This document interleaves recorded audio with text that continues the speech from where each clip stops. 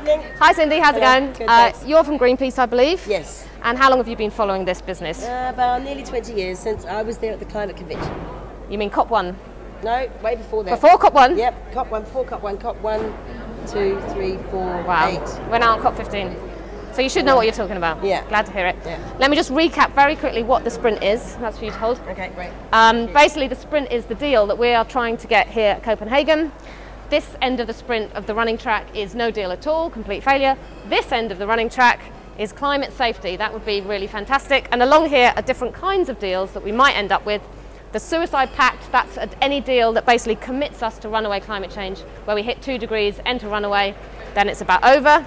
The coin flip deal is the one that would give us a 50-50 chance of hitting 2 degrees and runaway.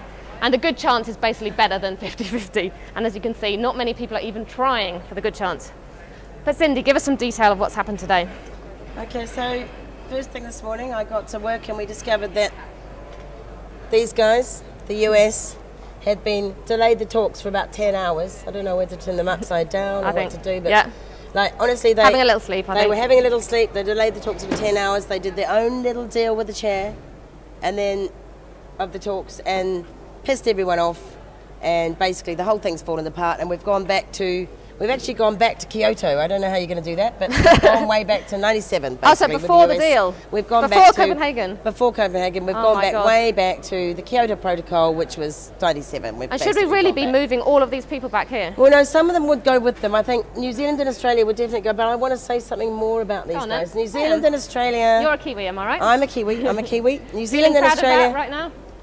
Not particularly, because they have spent the day and the last 2 days trashing the small island states. Tuvalu, who have been leading this show, they have been fantastic. They've been pushing for the strongest possible deal, but actually you don't have Tuvalu. So I've made my own Tuvalu, great. and I'm going to put Tuvalu out here. You rock. Okay, so they've been trying to kill Tuvalu, so they've been shit, basically, these guys. So Australia, how far New back Zealand, do they go?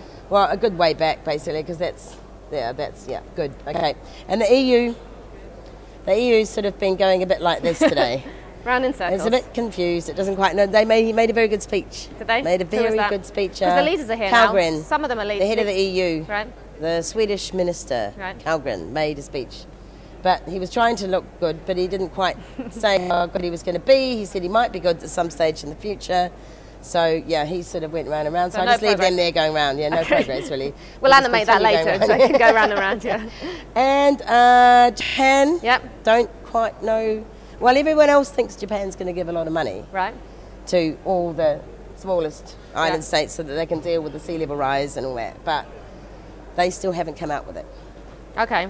So I think they've just gone down here until they know what actually they're going to do. Because someone said they're broke. Right. They haven't got any money, but Ivo, the head of the meeting, seems to think that there is a chance they're going to. Why are they leaving it so late? There's only 2 days to go. If they're going to announce big money, why are they not announcing? Because they're doing a you first thing. They go, no, you first. No, go on you first. No, you first. No, you first. Why don't you go first? If you don't go, I won't go. Right. Okay. So there's been a lot of toy throwing out of the cot this week. So okay. That's what's been going on. Yeah. Okay. So I think that's pretty much everybody today. New Zealand and Australia, I just want to say a little bit more about my own country. Yeah. John Key doesn't have a target. He doesn't want to cut emissions. Yeah. He will only cut emissions if others do. He's not going to cut emissions on his own. Yeah. He'll just do it if someone else does it. And then he's going to. What sort of emission cuts is New Zealand talking about? None really. None. Great. No. So EU's on 30%, UK's on 30, 40, aren't we? Well, 10 to 20%, but only if other people do it. Right. So it's not really. And 10-20% is well within the suicide pact anyway. Yeah, I know. It's not even getting towards coin flip. So useless, in other words. Yeah, he's worse. But then he's been calling Tuvalu extremist.